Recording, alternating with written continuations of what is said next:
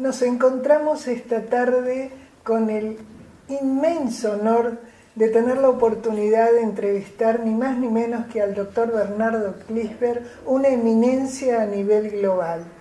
La sede de FANSEBE se viste de fiesta hoy para poder contar con la bendición de su presencia, porque sinceramente son años de experiencia, de lucha en pro de toda la humanidad. Y buenas tardes. Queríamos realmente darte las gracias por tomarte en tu tiempo tan agitado el tiempo de venir hasta acá y compartir con nosotros de tu sabiduría, que sin lugar a dudas marca rumbo y que es para nosotros un liderazgo de carácter internacional que nos anima a seguir tus huellas. Quiero contarle a la audiencia que el doctor Bernardo Kliesberg es economista, sociólogo, contador público, profesor, escritor, consultor, asesor argentino. Es un pensador reconocido a nivel global, de tal manera que sus obras, trabajos, asesorías e investigaciones aplican un enfoque multidisciplinario, cuenta con 52 doctorados honoris causa y 6 designaciones como profesor honorario.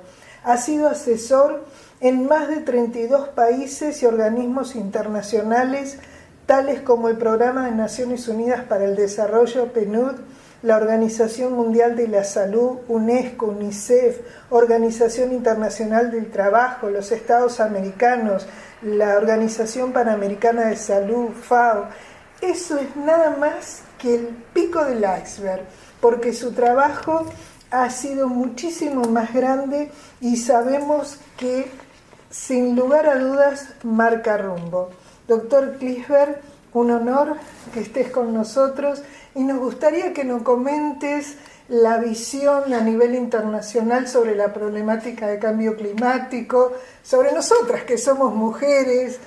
¿Qué nos podés comentar?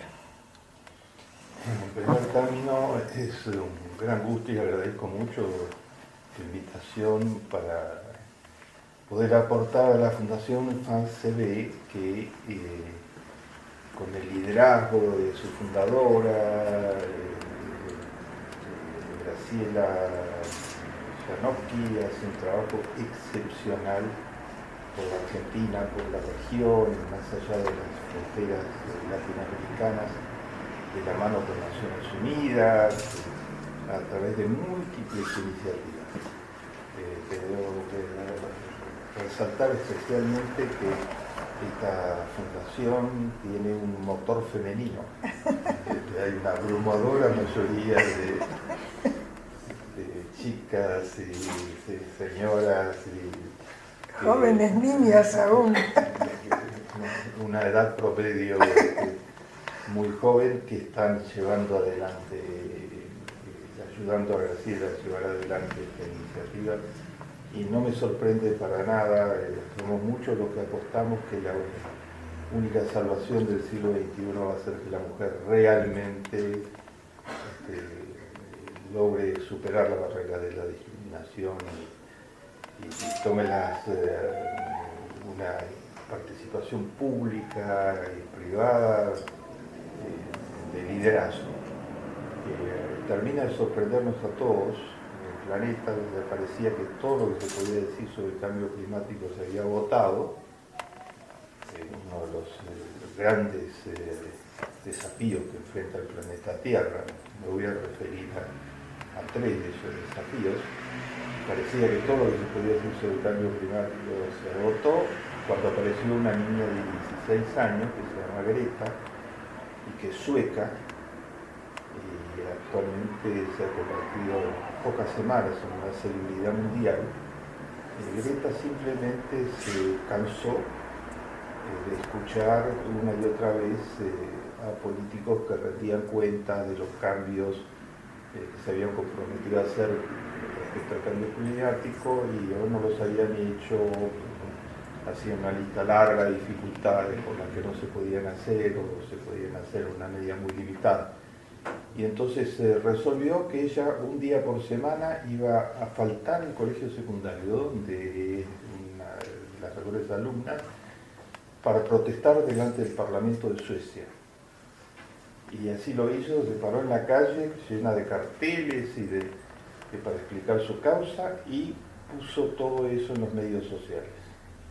Hizo un llamado a los chicos, adolescentes del mundo a que falten un día a clases para exigir a los políticos en cada uno de sus países que actúen antes que sea tarde. Excelente. Creó un movimiento que se llama Adolescentes para Salvar el Planeta, y el lema del movimiento es que faltan solo 12 años, de acuerdo al panel Premio Nobel de la Paz de las Naciones Unidas, en su último informe.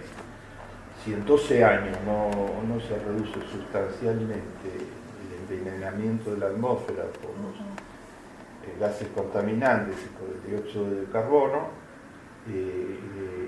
la naturaleza va a sufrir daños totalmente irreversibles. Greta logró tal éxito, tal impacto, que además es totalmente irreverente. Entonces la invitaron a hablar en el Parlamento sueco, la invitaron a hablar en el Parlamento europeo, la invitaron a hablar ahora en las Naciones Unidas, y frente a la primer ministra inglesa, por ejemplo, que decía, me parece una falta grave que los chicos falten un día al colegio, se están perdiendo un día de conocimiento, esta le contestó, me parece una falta mucho más grave que ustedes no produzcan nada para salvar al planeta. ¿Qué sentido tiene que vayamos al colegio a aprender cosas que son secundarias cuando lo que está en fondo es que en 12 años el planeta no se va a parecer a nada que hayamos conocido?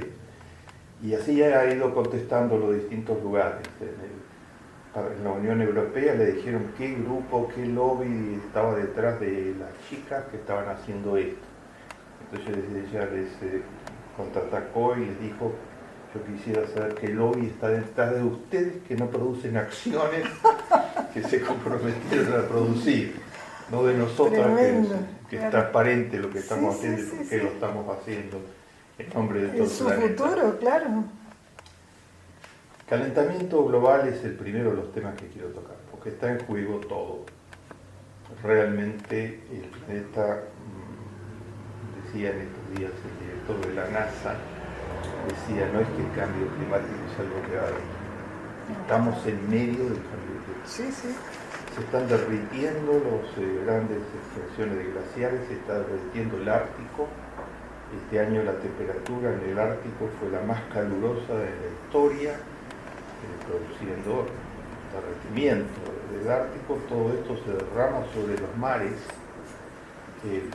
crecen, los mares a su vez se calientan, el interior de los mares se está convirtiendo en una situación invivible para muchas especies marinas.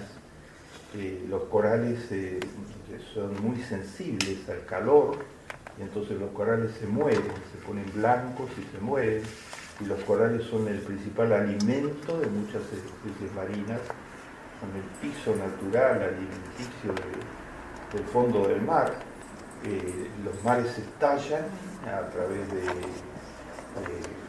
una ruptura de las condiciones de equilibrio climático que produce huracanes y que produce inundaciones. Se están autoincendiando los bosques, lo que es peligrosísimo. California tuvo el año pasado la mayor cantidad de incendios autoproducidos, no producidos por ninguna mano humana, sino producidos por el nivel de combustibilidad que crea el calor que hace que cualquier objeto sensible pueda generar un incendio, y perdió una parte de su superficie cultivable, además de víctimas humanas y además de que toda una pequeña ciudad fue incinerada literalmente por el incendio de un bosque cercano de un momento a otro. Lo mismo está sucediendo en Texas y lo mismo está sucediendo en una cantidad de lugares en el mundo. Todo esto viene acompañado por la desertificación, porque por un lado son agua, derretimiento, inundaciones, huracanes cada vez más intensos y más prolongados, y por el otro lado, en el Sahara africano hace muchos años que no caen lluvias, los ritmos de desertificación son cada vez más pronunciados, aumentan las distancias entre las temperaturas más bajas y las temperaturas Sí. más altas y cambian todos los parámetros climáticos usuales. La ciudad de Chicago tuvo hace 2 meses temperaturas que son mayores que las del planeta Marte. Wow. O sea, si siguieran esas temperaturas no sería posible mantener la vida en la ciudad de Chicago. Y por el otro lado, el frío en la ciudad de Nueva York, sin ir más lejos, llegó a algunos de los niveles récords durante también el último año, etc. Se están produciendo extremos climáticos que son causados por el desequilibrio de todos los factores que estamos mencionando. Hay un pronóstico que dice que de proseguir las tendencias en esta misma dirección, para el año 2040 casi no habrá pesca en el globo terráqueo, porque los peces están pereciendo, tanto por la falta de los corales, como por las condiciones hostiles de los mares, como por el cambio de temperatura, la acidez. Y por la polución. Claro. Son millones y millones de toneladas de plástico que se lanzan a las aguas.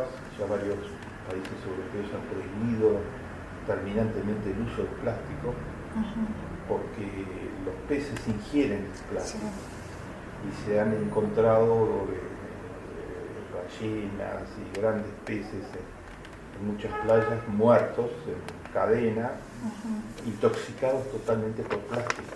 Claro. Los seres humanos están ingiriendo plástico a través de ingerir peces que están a su vez contaminados. La pesca, que es uno de los recursos alimenticios más importantes que tiene el planeta Tierra, corre riesgo. No estamos hablando de riesgos a largo plazo, estamos hablando de riesgos de aquí a 12 años.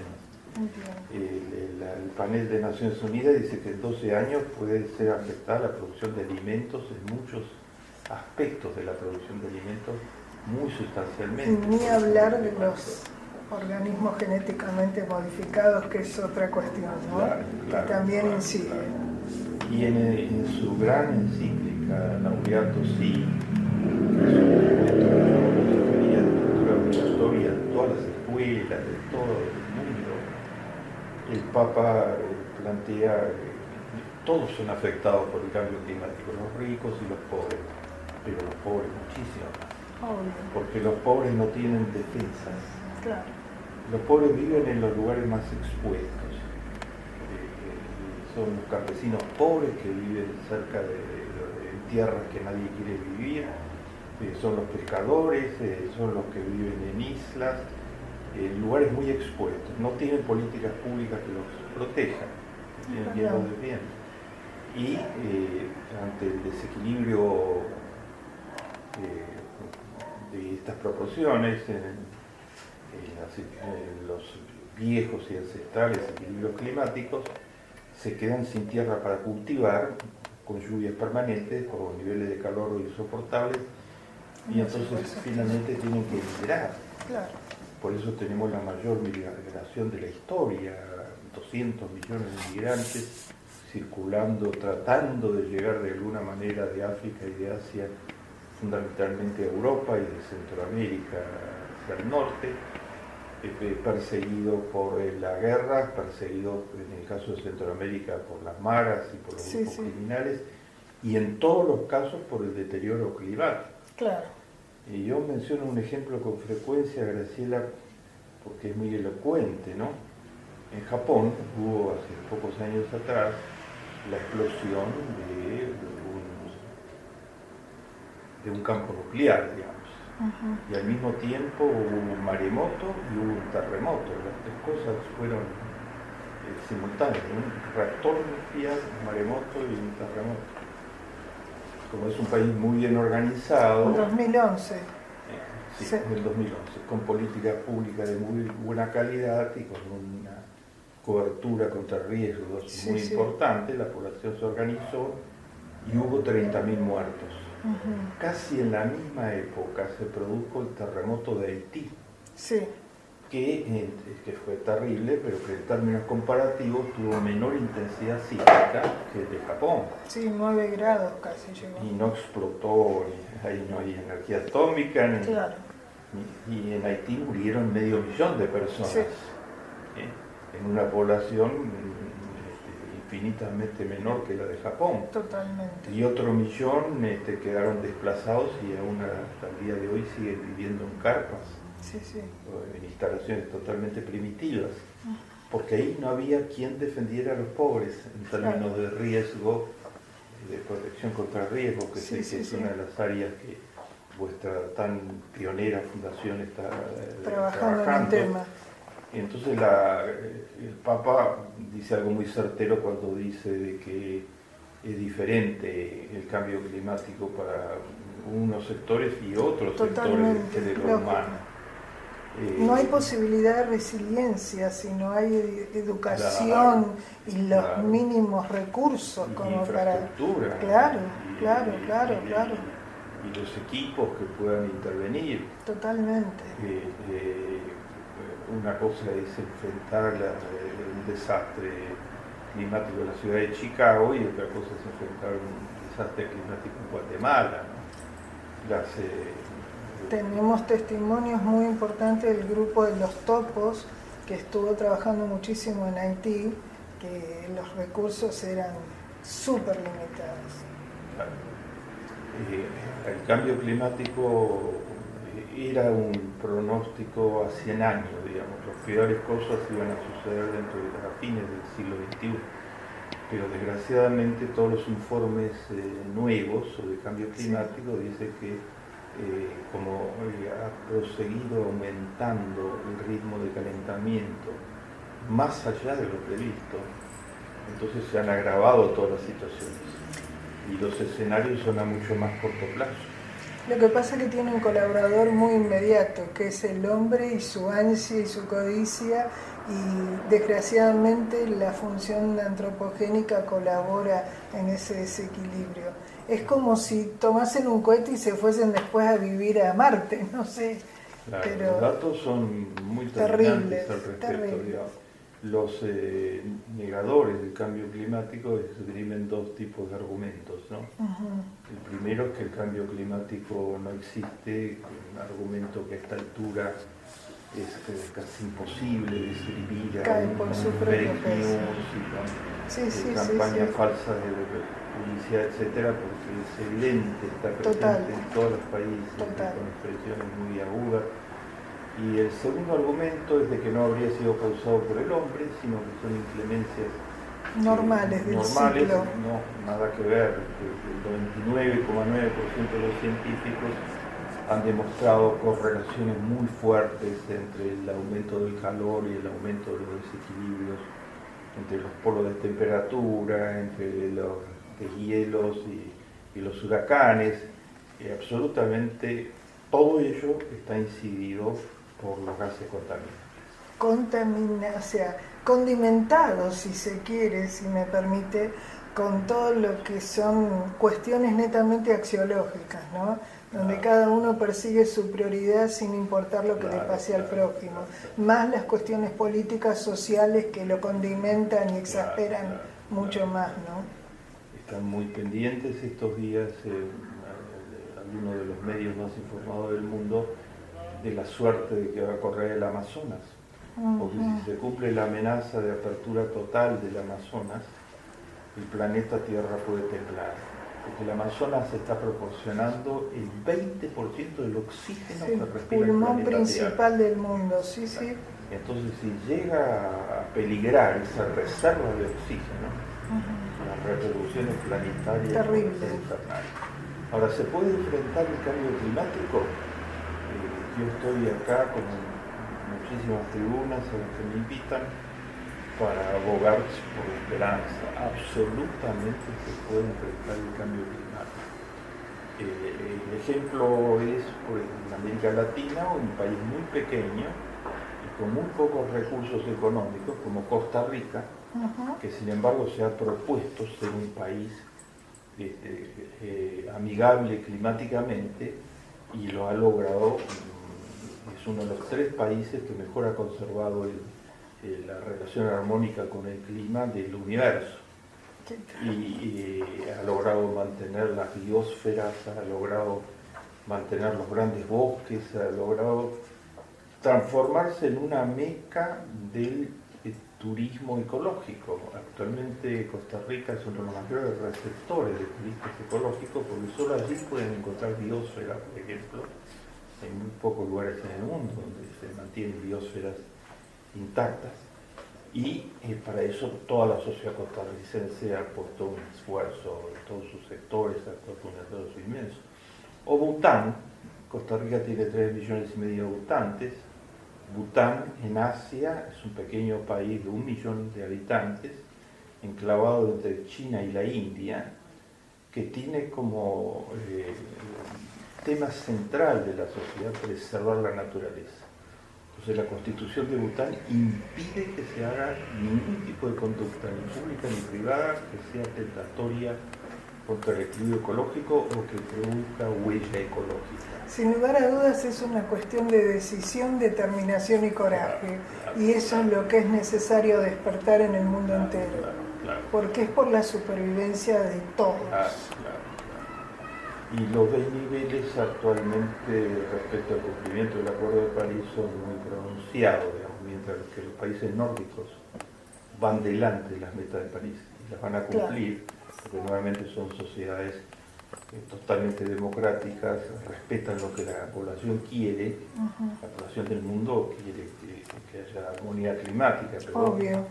los intereses contaminantes no prestan ninguna atención. Claro. En cambio, los países nórdicos se presta la máxima atención e incluso Noruega tiene una de las principales producciones petroleras del planeta, está en plena actividad para cambiar su matriz energética y suprimir el petróleo como parte de esa matriz energética contra sus propios intereses, porque allí hay una decisión moral.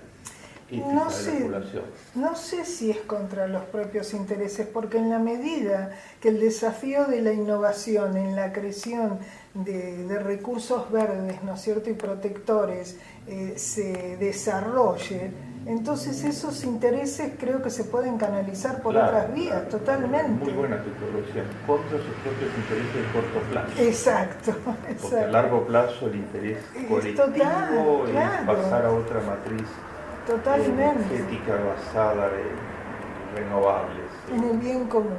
Renovables y en la utilización de fuentes de energía no contaminantes. Claro. Ahora, esta lucha está en pleno desarrollo. Naciones Unidas ha sido muy funcional en esta lucha, con reuniones como la de París, etc. Y ha logrado que casi todas las naciones del mundo acuerden metas y demás. Pero Naciones Unidas no tiene poder imperativo, solo tiene poder propositivo. Sí. Entonces, que esas metas se lleven adelante depende de las luchas que los estudiantes como Greta y otros luchadores ecologistas en el mundo entero, y grupos como el de ustedes, etcétera, como el de la audiencia que está compartiendo esta información, lleven adelante. Ya lo creo. Lo que está en juego es si vamos a poder seguir viviendo en este planeta. Exacto. Y no hay, solo decía, se ha dicho de tantas maneras, pero para simplificarlo, no hay solución B, no hay otro planeta al que trasladarnos. No existe otra solución. Mi segundo desafío en el que quiero centrarme es el desafío de la pobreza. Estamos en condiciones actualmente de muy poquito tiempo de tener autos autodirigidos. Desde su casa cualquiera va a poder llamar a un auto autodirigido y lo va a llevar a donde quiera. Incluso para mostrarles el escenario completo, lo que va a suceder, que probablemente deje de existir la propiedad privada de los automóviles, porque las personas van a llamar al servicio de auto autodirigido. El auto los lleva al lugar donde van, los deja allá y después para volverse piden otro auto autodirigido. Entonces va a haber organizaciones que manejan los autos autodirigidos y no va a haber más necesidad de tener vehículo propio. El problema van a ser los hackers. Bueno, ahí vamos, pero van a desaparecer los estacionamientos, esas son ventajas, y van a desaparecer las estaciones de servicio. Estamos a muy pocos años de que eso suceda. Al mismo tiempo estamos con dramas de pobreza. Exacto. Absolutamente inauditos. Inconcebible. Como estos 80.000 niños que están muriéndose de hambre en este momento en Yemen, porque están envueltos en una guerra en donde quienes están, los ejércitos sauditas, que han invadido Yemen, etcétera, no dejan pasar provisiones a los lugares donde viven esos niños. Naciones Unidas ha declarado esto un crimen de guerra. Claro. O los medio millón de niños que están en riesgo de hambre severa en el Cuerno de África por la desertificación, por la falta de lluvia, por la falta de sustancias nutritivas básicas. O los 4.000 millones de personas, escuchen ustedes la cifra, 4.000 millones de personas, dice Bill Gates, no tienen una instalación sanitaria adecuada. 1.000 millones de personas hacen sus necesidades al aire libre, en campos o en calles. La India, que es una potencia tecnológica, es considerado una de las economías emergentes, sí, sí. Tiene nada menos que la mitad de su población, 600 millones de personas, hacen sus necesidades a campo descubierto, porque no hay en la India, con el desarrollo tecnológico, con las riquezas, etcétera, etcétera, es posible ver los faustuosos casamientos en las películas de Hollywood, etcétera. No hay baños para la inmensa mayoría de la población. Entonces eso produce procesos infecciosos en los chicos pobres, que son de una crueldad espantosa.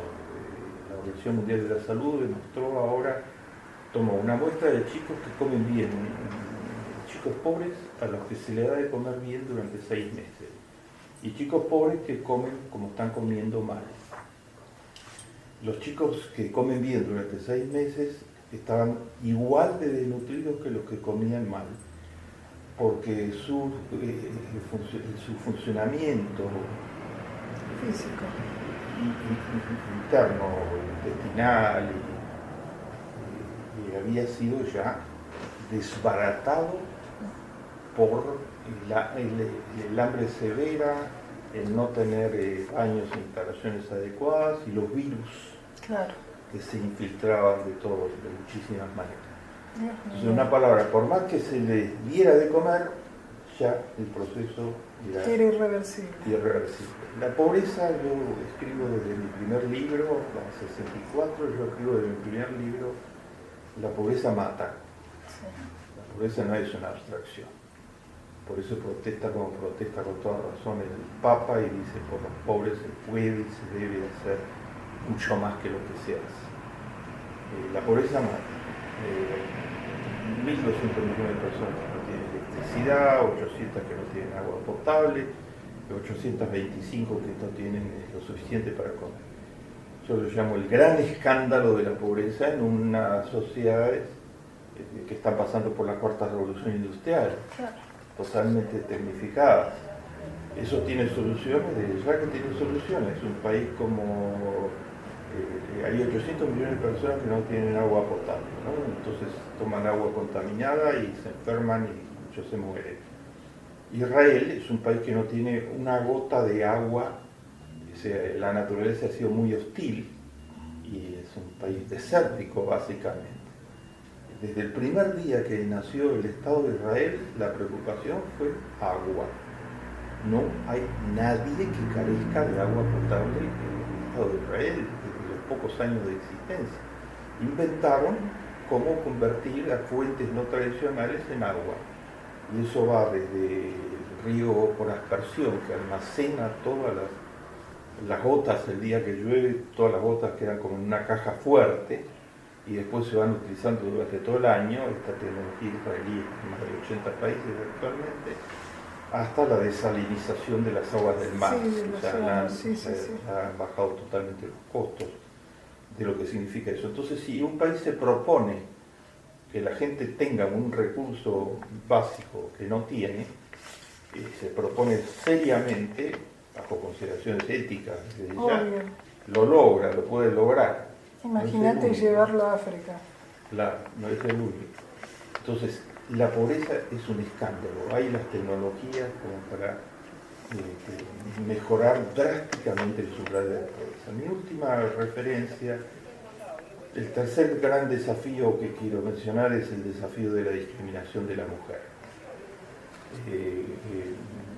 ¿Por qué traer la discriminación de la mujer? No hay otra cosa más importante. Es una de las cosas más importantes que yo conozca. Es nada más menos que la mitad del género humano que está siendo discriminada desde hace miles de años, y los procesos de discriminación se han hecho más sutiles, pero siguen siendo muy efectivos. La mujer entró masivamente en el mundo del trabajo, pero las últimas cifras dicen que gana entre un 15 y un 30% menos que el hombre a igual trabajo, y que, según el cálculo del Foro de Davos, se van a tardar para llegar a que la mujer se iguale al hombre en remuneración, se van a tardar al ritmo actual 170 años. Wow. O sea, casi 2 siglos, ¿no? La mujer es discriminada totalmente en las condiciones remuneratorias, es discriminada en los ascensos, es discriminada en las oportunidades de movilidad. Muchas veces no a través, legalmente se ha avanzado, pero no se avanza en el machismo imperante en las estructuras organizacionales. Entiendo. Desde la policía y los juzgados, donde son muy maltratadas las mujeres que han sido atacadas, las mujeres que han sido objeto de violencia, normalmente son muy maltratadas cuando sus familiares van a hacer las denuncias, hasta las estructuras organizacionales, incluso las más sofisticadas. Hace poco hubo una gran rebelión de Google por la discriminación de las mujeres dentro de Google, y rebeliones parecidas ha habido en la mayor parte de las tecnológicas.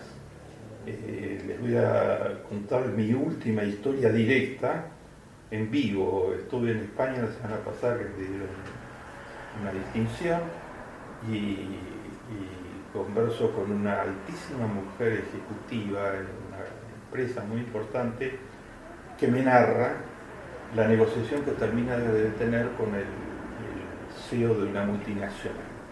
Los dos CEOs de dos empresas importantes. Entonces el CEO de la multinacional argumentó una serie de argumentos, una negociación dura, y esta física atómica le refutó todos los argumentos.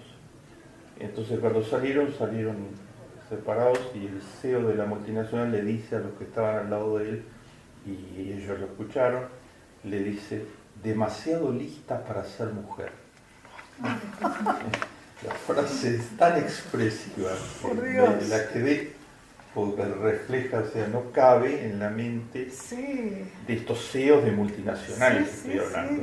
Entiendo. Que una mujer puede llegar a superarlos en una discusión, porque puede llegar a argumentarles en una discusión. Recuerden ustedes, para terminar, cuando era rector de Harvard, un eminente economista, Lawrence Summers, que fue secretario del Tesoro de Estados Unidos, y abrió el curso electivo de Harvard diciendo de que él había llegado a la conclusión que él se había preguntado por qué había tan pocas mujeres en ciencias naturales, y que había llegado a la conclusión de que el cerebro de la mujer no sirve para las ciencias naturales. Que sirve para las ciencias sociales, pero que, bueno, el día siguiente tuvo que renunciar, ¿no? Hubo una sublevación masiva y total, y nombraron a una mujer como rectora, que lo hizo brillantemente, etc. Un técnico